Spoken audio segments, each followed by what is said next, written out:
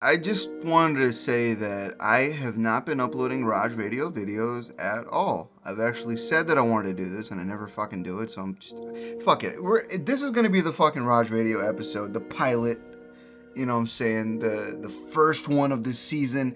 The main one, the one that is supposed to attract people in. I doubt anyone is gonna give a fuck about this beyond the people that are my fans, but I just wanted to kind of talk about something recently I realized while being under quarantine, and it's the fact that life literally has no fucking meaning at all.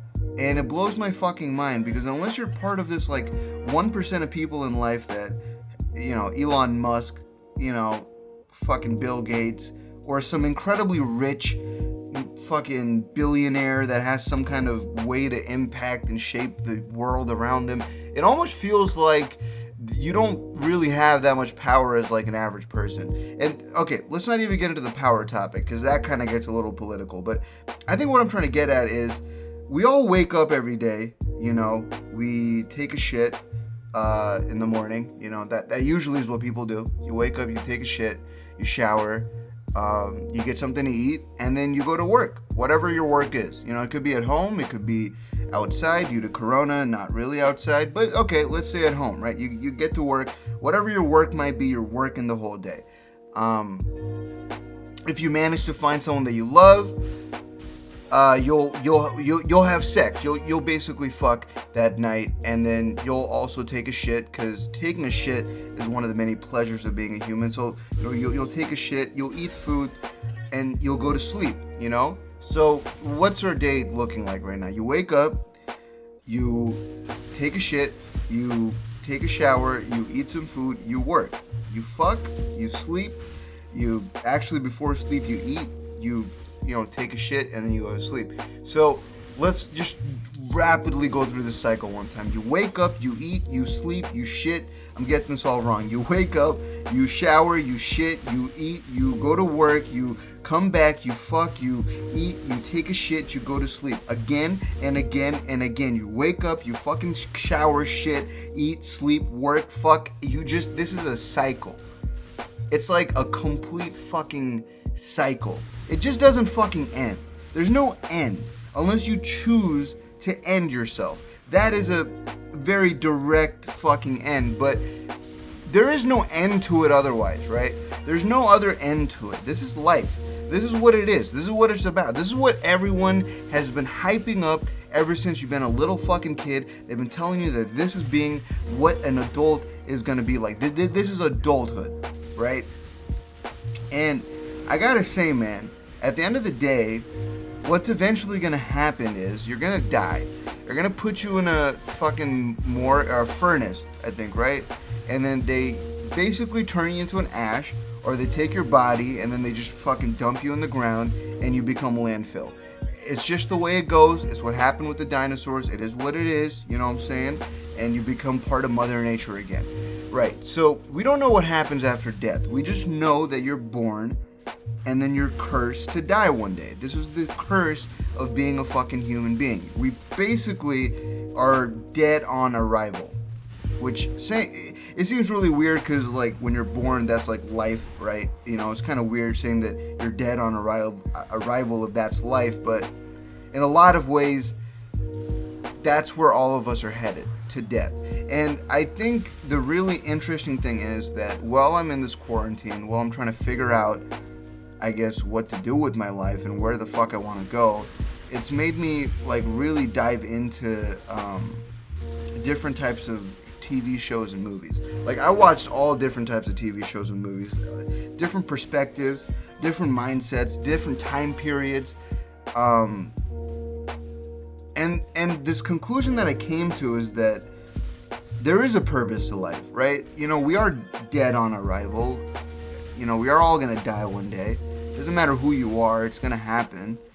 But I guess in the time that we do have here, and we're lucid, we're conscious, I think we can make a difference. You don't have to be rich, you don't have to be super powerful, right? It doesn't have to be some major kind of change. But I think maybe even a very small change, like talking to a friend or saying something to a stranger that could make them feel a little bit better about their life, you know, granted, we're all going to die one day, but, you know, being able to make someone laugh, being able to make someone feel good, right? Even being able to make someone feel loved. I think all of these things is what makes life meaningful, because we do only get one shot, and I'm assuming most people listening to this aren't super rich billionaire motherfuckers. You guys are just normal people like me, and I think at the end of the day, as much as I have this like view on life where we're just gonna die, I think it's also fair to say that we can attach meaning. And I've been trying to figure that part out. How do you attach meaning to life? What exactly about life can you make meaningful? Is the pursuit of money gonna make life meaningful? Right? Like, I have a friend in real life who fucking loves money. This guy lives and dies for money. Like, he would do anything for money. You know, I don't know if he'd suck dick for money, but you know, he'd definitely spend his entire day trading away stocks and learning the game and getting involved in Wall Street bets and communities and all that kind of stuff. He loves money. You know, what can I say? His pursuit in life is money. Money makes him happy. Money makes his world go around. There's nothing wrong with that. But, you know, he's managed to find some kind of meaning in his life through the usage of money. Personally, to me, I don't give a fuck about money. I really don't. I don't really care about money. I think if I cared about money, I would have kept doing like those drama videos I did a while back. I just can't be fucking bothered, right? I just don't care about money. So to me, that's out. I can't use that as a pursuit in life, right? So then I think to myself, like, okay, there's not money, right? You know, maybe something else. Maybe another pursuit in life could be to get women, right? To get like a lot of women attracted to you, have a lot of fucking copious amounts of sex, and just like be this like ladies man. But that's honestly, it's not even something I want to pursue either. You know, I think it's very shallow. I think it's honestly it's just dumb. It's dumb. I don't think it works. I don't think it's something that actually is reasonable. So pussy's out the way, money's out the way, and the only thing left is power. And I think power is really desirable. I think everybody wants power. You know, every time somebody feels like in their life they've been slighted, or they feel like maybe they haven't had the greatest upbringing, maybe people have told them that they're not shit in life, I think power is like this very easy thing to crave when you feel unwanted. It's almost like this thing that you want so badly, because you can go to those people that said that you weren't shit, and you can go basically say, go fuck yourself, right? Like, I am the shit. You know, I am powerful. Money makes people feel powerful, maybe, right? You know, maybe sex makes people feel powerful. Maybe their partner makes them feel powerful. Maybe power in and of itself is like this catalyst for insecurity to basically project itself into the fucking world. It's fucking gross. But the thing is, though, all of these things have a positive side to it as well. I think the pursuit of money could be good if the money is being used for good things, like you're helping your family out, you're helping your friends out, you're helping other people in need out. I think women could be good in your life if they uplift you and you uplift them. I think that could be a good way to look at that. I think maybe power could be good too. Maybe you're using your power for good. There's always going to be like a double negative to everything in life. You know, life in and of itself is basically a contradiction. But I think the interesting thing is that, you know, trying to find a meaning in life in any of those things, it just seems so fucking shallow. You know, I want to find something deeper, like a deeper meaning in life, and I don't know what the fuck it is. I don't know. I don't even know if there is a deeper meaning in life. Maybe that's why I'm trying to have this conversation. You know, maybe I'm just trying to figure out what the fuck that is. And the thing is, I have friends in all different parts of the world, in all different phases of life, and I'll have conversations with them about the same thing, the meaning of life, what they want to do, and I'll give very simple, basic answers. Man, I just love gaming. I just love this job. I just love my girl or my boyfriend or whatever it is. Like, I love my family.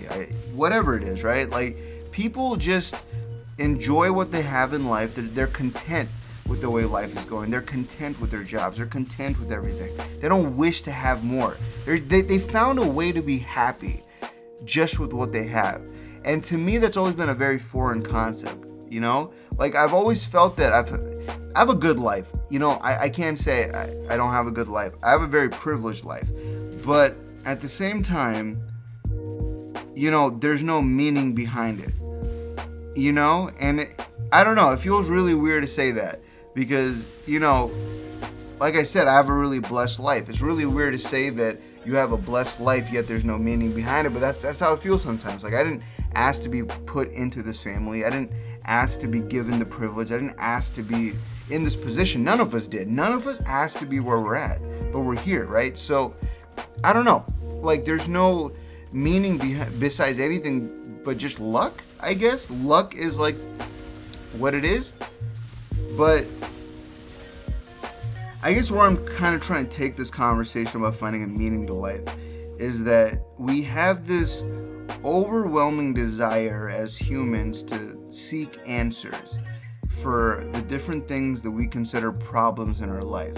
Oftentimes, the things we consider problems in our lives aren't exactly problems. They're just very temporary issues. But, you know, it's easy to make a molehill out of an anthill. A mountain out of an anthill. That's actually what the phrase is, not a molehill. It's easy to make a mountain out of an anthill. And I think we all have the tendency to do that shit. And I think that's what makes maybe finding, you know, the meaning behind life even more difficult. Like, I think the people that I talk to who are content with their life, who are happy with, I guess, the way things are going for them, I think they realize that their problems are temporary. They maybe have ways of dealing with problems that I don't. You know, they maybe found what that trick is, or that mental technique, or whatever the fuck it is for their life. And I always think that's the most interesting thing in the world. People who manage to, like, find their own way through the darkness of life. Like, they forge their own path. They don't tell anybody else. These are, like, normal people that, you know, like one of my friends, he works at a grocery store, you know, and he puts up, he's like a stock boy. You don't ever see him because he works a night shift, but it's like people who don't know him are gonna look at him from the outside and go, you know, he's just a fucking stock boy. You know what I mean? What the fuck does he know? Like, it's a low-paying job. You know what I mean? Who the fuck cares about him? But, like, if you really get a chance to know him, you find out that he's just found a way to be happy. And I think that's something that people who have a lot of money don't even fucking know how to do.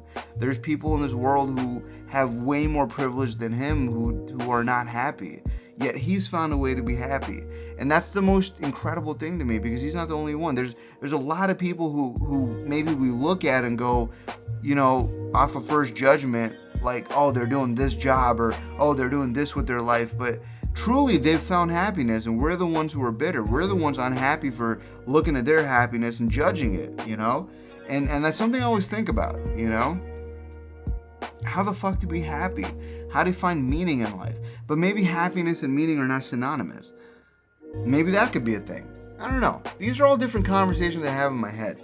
But I guess the main point of me making this episode is not to just beat a dead horse for however long this goes, but it's just to let you guys know that I'm trying my hardest to figure out what the fuck I want to do in life. I don't know if what I want to do in life is what I've been doing. I don't know if what I want to do in life is what I've been dreaming of doing since I was a kid, which is to be in the entertainment industry, which is to do stand-up, which is to, you know, have my own comedy show and all this other stuff. I've been dreaming of that for so long. I don't even know if I want to do that anymore. You know, I don't know what the fuck I want to do. It blows my mind that I can get so passionate about something and then just suddenly fucking drop it.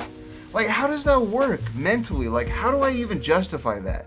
I don't know if you guys ever been through this. Like, have you ever been through, like, a phase in your life where you get so passionate? You get so fucking passionate. You decide, I want to dedicate my life to this. You spend years on it. Years. And then one day you go, this isn't it. This isn't it. I'm going to walk away. This isn't it. Years spent on a passion. One day, no more passion. Isn't that insane? Is that not insane? Maybe I'm overthinking it. I don't know. Maybe it's not really that bad. You know, maybe it's not really that crazy. Maybe it's not really that intense. Maybe it's not really any of those things I'm saying. Maybe it's such a normal thing. I'm just trying to, again, maybe I'm just making a fucking anthill into a mountain. You know? Might be what it is. I think that's a good metaphor for life. Turning anthills into mountains. There was this person that I knew a really long time ago. I don't really talk to her anymore, but you know, I follow her on Instagram. She's like doing a bunch of beauty shit now. I remember when I first met her in high school. I used to sit next to her on the bus like every fucking day, and me and her would just talk about her dad and how her dad would be like this horrible fucking parent who just would try to control every aspect of her life. Like every little thing that she would do, the father would criticize, and he would make such a big fucking deal about it. And the beautiful thing is, like, while I was talking to her about her dad, I was dealing with the same shit with my dad, right? So it was like I could completely relate. And I remember like just talking to her about like all these different things. You know, she was like talking about how her dad wanted her to be a certain way, marry a certain type of guy, how he tried to like set up a whole marriage thing. There's a lot of crazy stories that went on with this girl, but you know, I remember the number one thing was she was really concerned with how other people viewed her. Like, she was really concerned with that. She really was paying attention to that. Every little thing about her face, you know, like, and here's the thing, she's a pretty girl. She's a pretty girl, you know, nothing wrong with her face. She's really pretty. But the thing is, she did not feel that way about herself. You know, she didn't see that in her. She didn't see what I saw in her, basically. So she was really insecure, and she would basically try to cover that shit up every time. Like, you know, if it's like one mole on her face, she'd put a shit ton of fucking bronzer on her face. She'd like cover it the fuck up, you know, because she didn't want people knowing. And you know, since we're talking about fucking turning an anthill into a mountain, I think those little things that we look at ourselves in the mirror, we go, you know, oh shit, look, there's a fucking dot on my head. There's a mole on my face. There's a weird bump over here or some shit. I don't know. Like, maybe your face has like something about it that's like that you're insecure about. I think oftentimes, like, we look at ourselves in the mirror, we see these things, and we project this almost, I don't know how to put it. We project this insecurity out into the world, right? Like, we tend to make fun of other people and call other people ugly. Although we would hate it if someone did that to us. But it's fun doing it to other people. It's fun roasting other people. But again, people don't want to get roasted themselves. And it's this a really ugly thing where we project our insecurities because we're essentially thinking that this little thing that we notice is somehow going to get noticed by everybody else in the world. So we put up this big fucking wall, this gigantic brick fucking wall where nobody can get through. Nobody can cross this wall, but only you. Only you can cross the wall, and only you can look at yourself and go, I'm an ugly piece of shit. And we don't let anyone come in and compliment us. We don't let anyone come in and tell us that we're beautiful. And if anyone does tell us we're beautiful, if anyone does tell us that we're handsome, we think that they're lying. We think that they're manipulating us. It's insane. Isn't that fucking crazy that when we receive compliments, we think it's like an act of subversion, like an act of deception is a better word than subversion, but an act of deception. Like, we don't even believe that we're beautiful. We don't believe that we can be loved and we can be something greater because we oftentimes look at ourselves as these like imperfect beings that, you know, aren't worthy of love. At least that's how I see myself, but I think a lot of people, you know, see themselves in that way too. And you know, it's definitely like turning an anthill into a mountain, because I can guarantee that nobody gives a fuck if your teeth are a little crooked. Nobody gives a fuck if you got a mole. Nobody gives a fuck if your nose looks a little fucking lopsided or whatever the fuck. No one cares if your fucking eye is a little lazy. Maybe some guy is gonna like point it out, roast you for it, but fuck it, you can roast him too. You know, you can make fun of him too, but it's like to walk around with this like guard with this like shield up at all times where we protect ourselves from the love that other people are willing to give us. We're like constantly shielding ourselves. And I fucking hate that mindset, man. I hate that mindset. I don't know how to break that. I'm still in that mindset. You know, I'm gonna be honest. I'm saying all this right now, and I have a gigantic metal fucking Texas, I was gonna say the Mexican border wall. I don't know why I said Texas. It's probably somewhat close to the border, but I'm just saying, like, I have this like Mexican border wall sized fucking wall mentally just surrounding me. And I feel like the moment someone compliments me, I don't look at the compliment as a compliment. I look at it like this motherfucker's trying to get something from me, man. I don't look at it like, as you know, you really like me. When girls give me attention, you know, I look at it like they want something from me. Like they fucking want me to do something for them. I don't just take it for what it is. And I think not taking it for what it is yet another example of projecting insecurities. And I'm going to tie this back to the initial conversation where I was saying how we like wake up, we shit, we shower, we eat, we work, we fuck, come back. We come back from work, you fuck, you know, you eat, you sleep, you shit, whatever. The cycle continues till you fucking die. I think we don't think about this. I think this is in our subconscious, but I think subconsciously we know that we're living a horrible fucking life. We know that we're not living a life that we really want to fucking live. I think most people know that. I think maybe some people, like my friends, are okay with it. They're okay with the way their life is going. Maybe they don't see themselves doing anything more. That's okay too, but I think the important thing to know is that when we're insecure about death, I think what tends to happen is we subconsciously become more controlling of our life. We subconsciously start overthinking, overanalyzing every decision, every movement, everything. And it takes you out of the moment of life. And something really prolific to understand is that life will continue with or without you. With or without you, this shit's gonna keep fucking going, right?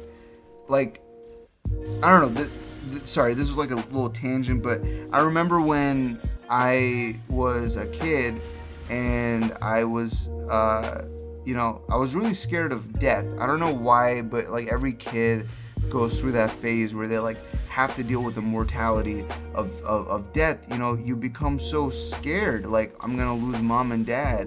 These are the two people in life that you love the most and they love you the most. You're so scared you're gonna fucking lose them. You're so scared you're gonna lose your siblings.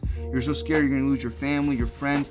Death is not a concept that kids grasp, so they go through this phase of like trying to figure it out. I remember I was going through this phase as a kid, and I remember going to my parents and I was crying. I was like crying so hard. I slept with them in their bed because they just wanted to fucking comfort me and just make sure that I was okay that night. But you know, I had this dream that night that I'll never forget, and this dream happened right after my parents gave me this talk about death.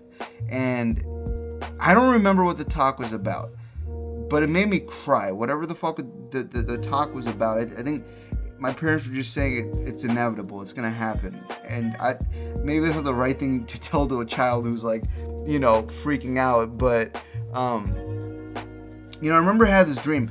I had this dream where all I could see was like a forest and one gigantic road that led through the middle of the forest. Around the forest were mountains in the distance, and all you could see was this really, really, really, really, really long road, up and downs, just going straight through this long row of forest. This is all you could see. And I remember there being just a little bit of fog. It looked like daytime. The interesting thing about this dream was that there was a car. It was my family car at the time, and it was driving down this road. In the car was my mom and my dad, right? It wasn't me and my sister, just my mom and my dad. And they just kept driving down this road. And no matter what me or my sister would say, they obviously couldn't hear us. They were in a fucking... You can't hear people when you're fucking driving through a forest in a car. You know what I mean? You're not gonna listen. But the weird thing about this dream was that nothing could have stopped this car from driving down that road. Nothing. Absolutely fucking nothing. We could have cried. We could have yelled. We could have screamed, Mom, Dad, come back. No, don't go. Fuck it. Doesn't matter. It's life. Life keeps going on no matter what. This car doesn't fucking stop. It just keeps fucking going down this road. It just keeps going down this road. It doesn't stop. Eventually, all you see is, in the distance, this car, the back of this car, very faintly, just continuing to fucking drive. It didn't matter if, there's no gas in the car. It didn't matter, if my parents wanted to get off that ride or not. They were gonna go down that ride regardless. And there's something so inevitable, can't even fucking talk. There's something so inevitable about that dream, where it's like you can't stop it. Life doesn't have time for emotions. It doesn't have time, it doesn't have time for you to cry, as fucked up as it is to say. It doesn't have time for you to sit there and be depressed. It'll keep fucking going, and one day you'll fucking look at the chart. I was gonna say chart, but you're gonna look at the fucking calendar, and you're gonna go, where the fuck did my life go? Where did all this time go? What the fuck happened? Like, these are the questions that you'll end up asking because you just have to accept that the car is never going to stop for anything. For anything. It's gonna keep going. And that's the beauty of life. Because no matter how much we want to get off this ride, no matter how bad we want this to end, no matter how depressed we are, sad we are, it's a journey. You go the full distance, and at the end of that fucking road, there is no car, there is no parents, there is no you. Because you're also in that car one day. You'll be in that car. You're in that car right now. Fuck it. I mean, if we're really going to get deep into this analogy, we're all in that car. We're all going down that fucking highway, And it's, I don't know. It's not hard to grasp. It's something we can all understand. But I think understanding something and accepting something are two very different things. We can all understand that death is inevitable, but can we really accept that? I think maybe that's what the issue is for a lot of people, including myself. Actually, even to this day, I can't accept death. Like, I don't know where I would be without my parents. I don't know where I'd be without my friends. I don't know where I'd be without my fans. I don't know where I'd be. I really don't. I feel like a lot of things in life are meant to happen. I feel like the people in my life right now, I don't want to fucking lose them. So I tell them that I fucking love them, right? And they might look at me like I'm crazy. They might look at me like, oh, he's just drunk again, or oh, he's on drugs or whatever. But I mean, I just know that we're going on this drive, this journey, and there's no pit stops, and there's no, restroom breaks or whatever. It's just a one way, There's no two ways about that, and I want to make sure everybody knows that I fucking love them, and I tell them, and I make that a habit. And ever since I started doing that, it's made me more aware as a person, I guess, to people's feelings. It's made me more, I guess, also compassionate, I'd say. It's made me a better person. I think everyone should do that. Everyone listening right now up to this point, just tell the people in your life that you really care about, that you love them. You don't have to give them a reason. You don't have to say it's because, you're going through an existential crisis, or you're drunk, whatever the fuck the reason might be. They don't need a reason. Nobody needs a reason to love somebody. You either love them or you don't. It doesn't matter why you love them. You just love them. That's it. There's beauty to that. I don't know where I'm taking this. I don't know where I want to take it from here, to be honest. But if I can leave one thought behind before I die, which I don't know when that's gonna be. I don't know, if I can leave one thought behind in this planet, it would be that You're not as different from other people as you think you are. The things that you deal with in life, whether it be heartbreak, sadness, happiness, joy, whatever it is in life, whatever it is you seem to be going through, whatever emotion, I 100% guarantee you there are people in this world who feel the same way, have felt the same way, and can relate to every fucking emotion you're going through. I 100% guarantee that. You know, and we're so afraid maybe of telling people. I know I am. You know, one of the things is like when I get like really drunk sometimes, or I get really high sometimes, like I'll have these kind of thoughts and conversations, but you know, for the most part, I get really bottled up in my day-to-day life where I can never tell people how I feel unless I get drunk, or I can never tell people how I feel unless I get intoxicated of some kind. That's not really, again, that's not how you should be functioning as an adult. That's not how you should be functioning as a human, period. You should just be able to say how you feel, but not everyone grew up in an environment where they feel like their opinion is valued, right? So I didn't grow up in an environment where I felt like my opinion was like super valued. So, you know, there's a lot of doubt, there's a lot of social anxiety, there's a lot of second guessing, there's a lot of overthinking. But I think at the end of the day, when you sort of get to the point where you realize that the problems you're going through in life are shared by many, and all it really takes is for you to go, hey, I'm going through something and I need to talk. That's all it takes, literally. You know, it just takes you going, I have this problem, I have this issue, and I just want to talk. And I 100% guarantee you, no matter who you talk to in this world, even if it feels like they can't relate to that specific thing, that feeling you're going through has been felt by every human on this fucking planet. You know, there's a theory actually, a single consciousness theory. I think that's kind of where I base like that like last piece of advice from, right? Which is that, you know, we all share the same pain, we all share the same problems, we all share the same everything. It just takes someone to say that they're going through it to have a conversation, you know? I think that's the most important thing. But yeah, I mean, at the end of the day, guys, I don't know if this is gonna be a good episode of Raj Radio. I don't know. I really fucking don't. But at the same time, I don't think I really care, because I think everything I said has been genuine and it's come from a very good place, and I hope it finds its way.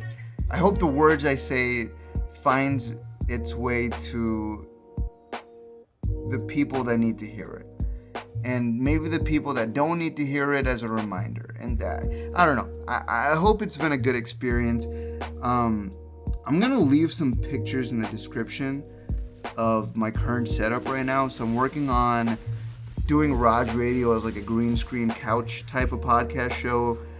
Maybe have some guests on in the future, and maybe do some King Raja content. I don't fucking know, but you know, I'm trying to figure my life out. I'm trying to figure shit out, and I know I haven't been the best at uploading content, and you know, whatever it might be, but just want to let you guys know I do love anybody listening to this right now, and I do appreciate you. I do respect you for sticking around. I know I haven't been the most consistent, but you know, I don't know how I plan on fixing that, because I don't even have the motivation for normal shit. But I do plan on doing more of these types of stuff. So I don't know. Let me know what you guys think in the comment section down below. And I hope you guys have a good rest of your day, night, evening, afternoon, whenever you're listening to this, wherever you are in the world. I love you. I appreciate you. And I hope you have a good one. Thank you.